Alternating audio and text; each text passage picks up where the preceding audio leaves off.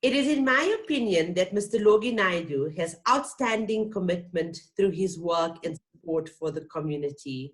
His demeanor and attributes is certainly an encouragement and motivation to others to take leadership roles towards philanthropy and community involvement. Today, once again, he's doing just that by sharing in the excitement of a platform created for women empowerment in motor Africa. Welcome and thank you so much for joining us, Logie Naidoo. Oh, it's an absolute pleasure for me to be interviewed on a program of this nature because it's a subject close to my heart and it's something new. And given the conditions and circumstances we're in at the moment, it's a great initiative to reach out to people and keep them entertained, keep them informed. Yes, absolutely. And tell me, just to start off our interview and our program, can you maybe tell me why do you think that a platform like Women Talk, where we educate and empower women, buying and maintaining cars, are important in this day and age? Well, I think, we're in the new era. We in the information highway. 5G technology is a reality. And if you look at the world today, look at the younger generation in particular, you'd find that our lives have changed and our lives have been transformed.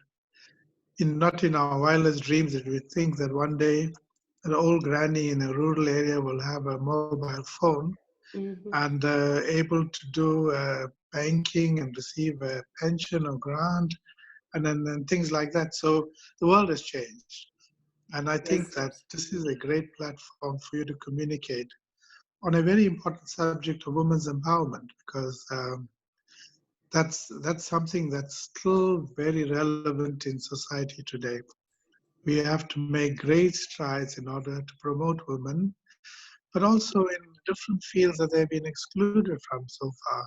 So if you take women are represented in parliament, if you take women in the workplace, slowly we're seeing women becoming CEOs. Women in the boardroom, shareholders and directorship is still very, very low. So we need to change this male-dominated society, this patriarchal relations that exist today. I mean, in your field, I mean, do you ever see women race drivers? I mean, Formula One is a male-dominated event, from the Yeah, few and mechanics to far the between. drivers to management and everything. Yes, absolutely. I mean, as a journalist, getting onto those, onto those racetracks and going for these launches, I make up 2% of the, not even, of the attendees and the journalists. So yeah, a race car driving as well, even internationally, it's still a few and far between. And I think women just need the exposure to understand that this is a fun industry to work in, and I mean they can be as good as our male counterpart, or maybe even better. Well, the field of journalism alone is still male-dominated. Um, and I think the media houses, both print, electronic media, need to look at getting more women involved. Yeah. But especially in the motoring sector, I must tell you, it's this myth that only men are involved in the motor industry or with cars as such. Yes. Um, and I have a friend, Karen, who's a racing driver, and she's very good. And so, like her, there's many Karens out there who can really uh, get involved in this field. Yes. No, absolutely. Logie, in terms of transportation, let's talk a bit about transportation. How do you feel about the transportation options currently available in our country, and what do you think government can do to increase those options? Well, I think firstly that South Africa and Africa in general is way, way behind in terms of public transportation systems. Um, there's such a heavy reliance on motorized or on cars and vehicles of that nature. Whereas if you look at the modern world, in the Western world, public transport is of a very high level, very sophisticated, on time, efficient, and people use the public transport system, buses, taxis, trains, to whatever, whether it's shopping or going to work um, and doing all of life's activities. People rely on the public transport system. So we have a long way to go to make South Africa an efficient country in terms of transporting and moving people. And I think that the attempt at the public rapid bus transport systems that you have in Pretoria, Johannesburg, Cape Town, and now coming to Durban, it's a long time coming, but it will go some way towards providing decent, efficient transportation for people. I know there's a heavy reliance on motor cars, and that's a reflection on a sector of the population that can afford it. There's nothing wrong with that, except that there are issues related to traffic congestion, issues related to parking, and, uh, and issues such as that. So safety and security issues. So I think that we need to find the kind of balance. But if the majority of people are dependent on public transport, that is, Kombi taxis, public taxis, Uber, buses, trains, buses, etc., then we have to have an efficient public transport system so that men, women, children, school going else, or whoever, have access to affordable transport to their places, whether it's school or work or whatever. So I think that we have a long way to go, but in terms of cars, I must tell you that we now have opened up, unlike in the past where we had only a selection of few motor brands available. Today, now we have a whole range of motor vehicles. People are spoiled for choice. So that's a good thing in a way that we don't only have Toyota and a few others in the Yeah, German cars. Now we have a whole range of cars that are available to us. absolutely. We have over 25 brands in the country. So, Absolutely, yes. yes. Logie, people in our cities often complain about traffic problems. How do you mitigate those concerns or change the situation? Or how do you think we can do that as, on a broader level from government perspective, maybe? Well, let me say firstly that in Durban, we quite fortunate in that our traffic congestion is not as bad as Cape Town and Johannesburg. So that's a one plus for me. But eventually, where Stop people start showing buying more and more vehicles, yeah. Well, except for the mornings and the afternoons during the peak periods, the N2, the M4, and those kind of arterial roads are fairly congested. Otherwise, Durban is smooth sailing. And the thing I love about Durban is within 30 minutes, you can get to the south in Chatsworth or wherever. You can get to the north, Belize or wherever. And, uh, and in some respects, with the beautiful weather and the sunshine and all that we really live in a wonderful city. So we just need to address issues of crime and violence and social stability, and we'll be a perfect kind of country and perfect city to live in. But I think that traffic congestion is a serious issue because it impacts directly on the economy of the country. If goods are stalled on a highway, if people going to work are held back, it reduces productivity, we're not efficient, and so movement of goods that are time critical, goods that are perishable need to be moving fairly swiftly. So therefore, I think that an efficient country with efficient transportation network, efficient road network, uh, we can be a very productive, it can be a big boost to the economy.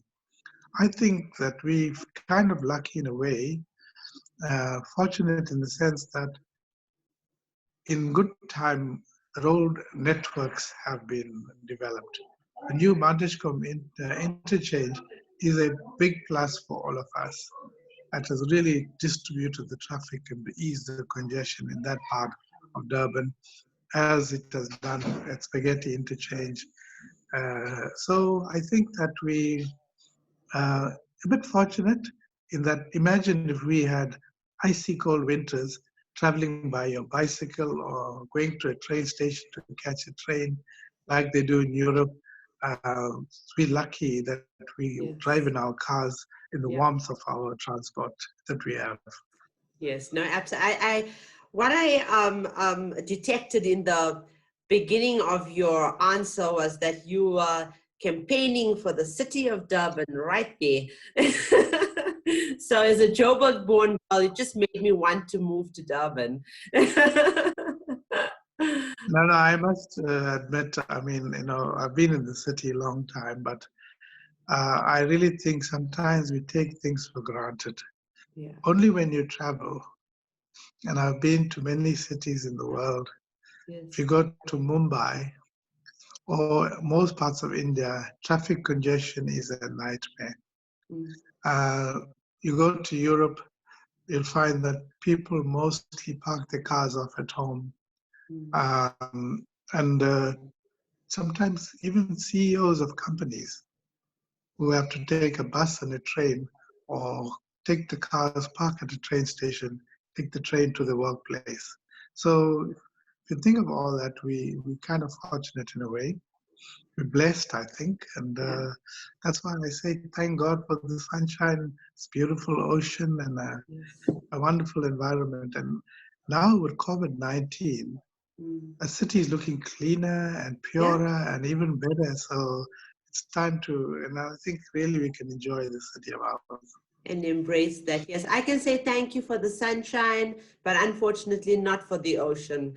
But anyway, so Yeah. what do you think, Logie, can be done to reduce or prevent hijackings, especially gender-based, women-targeted road crimes? That's something that that women are. We can buy the cars with the most safety and security features, but hijacking is something that we're all concerned about. No, no, I think it's a critical issue. It's something that we must address. If women want to take the rightful place in society, take up senior positions, which will entail working late hours, long hours, etc., you're really putting women in a very vulnerable space. And they are targets of hijackers and thieves who want to hold them up for their valuables, etc. And I think that maybe we should have a system where people understand that these are the safe routes and we have more patrol by police services and the local metro police patrol those particular sections of roads that women then have a safe and easy passage to their homes. Mm, It's not 100% foolproof, but I think things like that. But also for us to be educated on the do's and don'ts yeah. um, of being on the road, particularly early hours of the morning or very late at night, and encouraging people to travel together Mm, rather than yes. a lady driving all alone at night, Yeah. making a very, very vulnerable. And also, if at any time women feel that they're being threatened or at any time they're vulnerable, to try and drive to the nearest police station or the nearest service station or somewhere where they can uh, phone someone, park off and be safe as such. So it's a vexing issue. It's not an easy one. And I think that we must certainly work on it and see how our safety and security forces can help in ensuring that women are safe. And I agree with you. Even today, with the most modern vehicles and the most technologically advanced, uh, they still get hijacked. You know. Yeah. Yep. Logie, I actually had two more questions regarding road safety, but I think you answered all my questions in that one question. Just going to move on Oh, great. to maybe more lighter, something on a more lighter note, like what are you what are you currently driving and why did you choose this vehicle? What do you enjoy most about this vehicle? Well, let me firstly say to you, we had a very bad December last year. My wife was driving our C200 Mercedes compressor, and the taxi guy caused a three-car pileup in Belito that resulted in the car being written off. Um, but fortunately, my wife was not armed at all, you know. Um, so, and then, would you believe, 2 weeks later, in December 2019 again, my 13-year-old baby, my V6 Toyota Fortuner, broke down on me. Oh no. So that's being repaired at the moment. Unfortunately, we've had courtesy vehicles at the moment just to keep us going. But my Fortuner is being repaired, and we in the market for a new car. We loved that Merc. It was a beautiful sportsback compressor, C200, and beautiful family car with all the extras. And but unfortunately, we had to agree to it being scrapped, and we'll have to look now. And now, like I said, there's so many new brands. I mean, I had a look at the new Haval, the H2, H6. I mean, they're amazing vehicles. They come with so much extra. Yep. The two-tone red and black with the leather seats. You're like sitting inside a Ferrari, you know. I've um, driven every one of Haval's models, and let me tell you, you are getting premium quality and ride and drive and experience at a non-premium price. So all those extra features you're talking about, you could easily pay. I'm not going to name any brands here because I represent all of them, but you can easily pay the very same price for much, much more features. So it's absolutely yeah. spot on. The Haval H6C as well. It's a beautiful SUV. So yeah, I am selling you a car and selling you a brand. So when you are looking for that new car, you know exactly who to visit, www.thewomantalk.co.za, and you will find our new listing right there. So yeah, but when you are looking for a car, let me know. What is your favorite brand, Logie? Well, let me tell you that, and then I've done a couple of the road shows. I get invited by the Posh Club. I get invited by a few other of these motorsports clubs, Yeah. and but I also went and test drove the Ford Mustang, the V8, Okay. uh, at the Pinetown dealership, and I must tell you, oh, I drove it, and it's a beautiful car. The fact that it's below R1 million tells you can get a V8 supercar at that Yeah. price.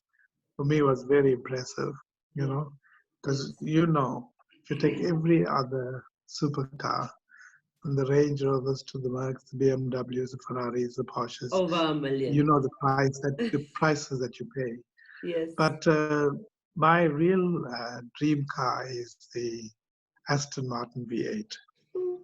And hopefully one day I'll own a V8 Aston Martin. And but I was lucky that I get invited to all these events and I test drive. And a friend of mine from Umhlanga has got this new Lamborghini, and I think there's only two in the country. Okay. It's an amazing, amazing piece of machinery. I must tell you, it's really the bodywork and that features, and the glass and all of that. That's really takes motoring to another level altogether. So yeah, I must say I've been enjoying driving some of these vehicles, and so I'll be consulting you certainly before I buy my next vehicle. Thank Once you my very Fortuna is much. ready, I'll have to replace the Mercedes. So, and like I said earlier on, it's not a choice between the German brands now, Mercedes, BMW, Audi. You've Yes, got now a whole range of vehicles to look yes, at. So I'm very absolutely. happy about that.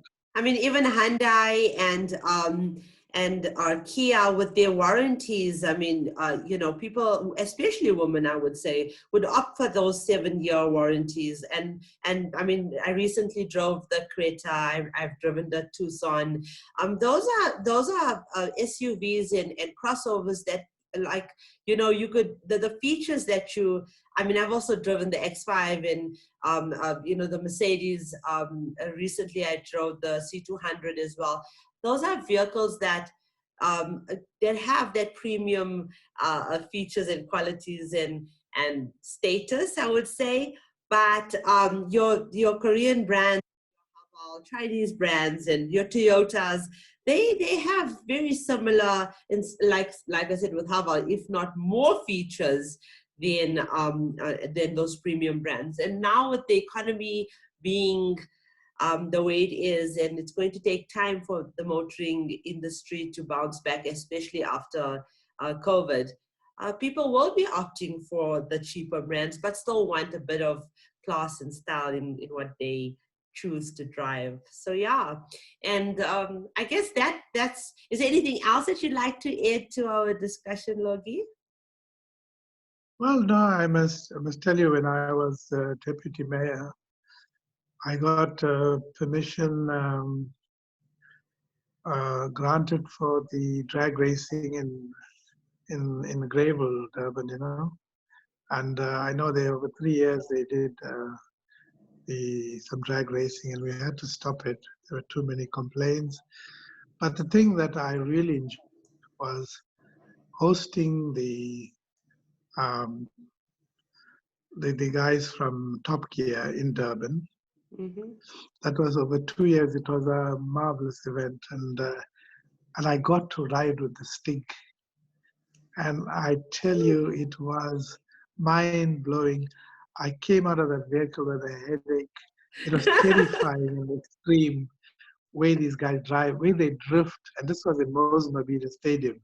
Imagine sitting in this thing, and he took me around. So had some fair experiences in the motoring sector, and I'm very privileged and honored to have been part of those experiences. And yeah, and Desh, thank you very much for having me on the show. It'll be a pleasure to come again and talk about motor cars. I Absolutely. know When you buy your next this car, myth about, maybe. yeah, and this myth that only men love motor cars is nonsense.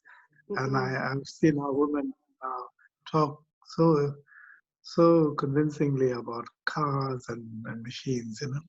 Absolutely. Well, I'm the first Indian female motoring or journalist in South Africa to own my own platform, and maybe in the world, actually, with a vehicle listing on my magazine. So there's so much of space for more female motoring journalists right here in the space that it's important for us to spread the word, and hence I've got people like you that have more influence on communities to spread the word. So yes, you spread the word about Women Talk, and I will get you invited to one of Kailami Racetrack's events, and I would even take you on the track and be the next Stig you will talk about. Okay. Oh, wonderful. Thank you very much for that offer. I'll certainly look forward to that. And thank you for having me on the show, Desh. You're welcome. Thank you so much, Logie. And that, guys, was Logie Naidoo from Durban. And it's such a pleasure. I've been following Logie for quite some time, a character with so much of spunk and so much of personality, and it's so relatable to our community, to our people, always out there helping and serving the community. And I'm so grateful that Logie has joined us to endorse and reinforce the importance and the significance of women in motoring. Thank you so much for joining us.